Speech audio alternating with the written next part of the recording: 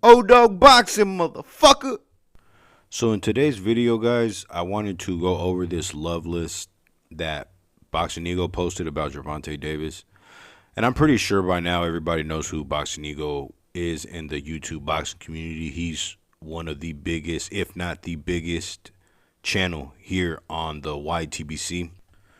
And the reason for me wanting to do a video on this post is to help shine a light on this weirdo behavior, this dick riding behavior that be going on a lot here in the YouTube boxing community. It's absolutely disgusting because for those who don't know, BoxingEgo is in his mid 40s.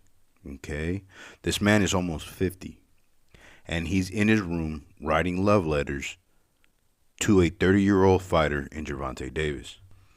Another reason I'm making this video on this male groupie is because I'm going to go down this list and point out that the things that he likes about Gervonta Davis, or certain things that he likes about Gervonta Davis, has nothing to do with the sport of boxing. And you see, I have a problem with that because he has the word boxing in his name. And when casuals want to look up some boxing or just somebody that's interested in looking up boxing on YouTube, this feminine ass, disturbing ass cock gobbler is going to appear on your screen. And boxing is supposed to be a masculine sport, not feminine and homosexual like BoxingEgo is making it out to be. So let's get right into it. Now, from the jump, the title is even super sassy. Look, I'm going to read it out loud for y'all. Gervonta Davis is everything these boys want to be. Laughing out loud. Or, tee-hee. Come on, man. This is a 40-something-year-old man putting LOL at the end of his sentences, bruh. So the first point on his list is he's a superstar with spotlight. Again, super sassy. The second point, makes most money in his weight division. So, pocket watching. Something that a feminine ass dude is out here doing. Like a woman. Like a girl out here counting another man's pockets, bruh. It's shit is weird. It's fruity. And I don't respect it, bruh. So the third point, knockout artist. He'll put you on a poster. That part I don't have a problem with because A, it's true, right? Gervonta Davis will knock your head smooth off of your shoulders. And he will put you on a poster. So that part is all true. I don't have a problem with that one. Let's move on. The fourth point was the most disturbing out of all of them for me. He says, trendsetter, chrome hearts, braids, leg tattoos, etc. He's got his own style. So back to my point. What does any of this have to do with boxing?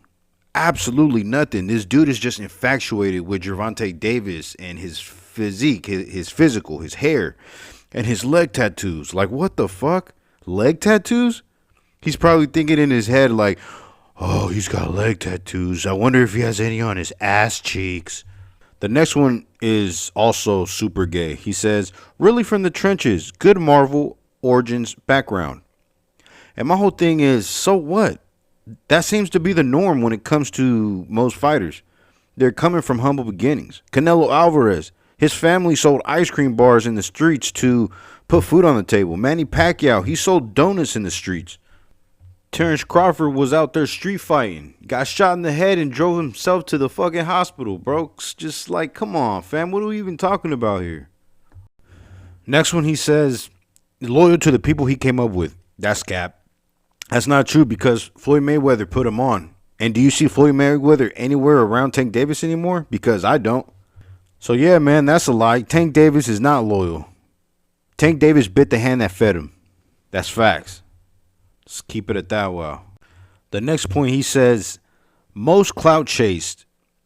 Try to build a fighter's fight and most called out. And here's another problem that I have with Big Bertha here. He claims that he's the most clout chased, Gervonta Davis. That fighters call him out the most. But if they didn't, and if they left little Tanky Tank alone, he would just move the goalpost once again and claim that everybody is scared of him. That's why nobody is calling him out. So the next one he mentions is most A-list celebrities turnouts at his fight. Again, super feminine, something a female would say. This dude is more worried about the tabloids and what's going on outside of the ring versus inside of the ring. So the next one I wanted to go over with you guys is Ego claims that he fights at his weight class, Gervonta Davis, and that he's not a weight bully. But what he's not telling you here is that although, yes, it's true, he does fight in his own weight class, his opponents don't. For example, his next opponent, Lamont Roach, is not fighting at Tank Davis's weight class. You know what I'm saying? He's bringing Lamont Roach up from 130 pounds to 135. And then when he fights bigger opponents, he puts rehydration clauses on them. So they won't have an advantage. They won't be at their full potential. So although he's not a physical weight bully himself, like his size, he does have weight advantages in other ways. He went up to 140 and put a rehydration clause on Mario Barrios, who's already a super mid-level fighter. Ryan Garcia, who's never been a champion, he had to put a catch weight and a rehydration clause on him, weight stipulation, et cetera, et cetera. But let's keep moving right along. He says that he doesn't need turkey or he doesn't need to kiss the ring for a payday.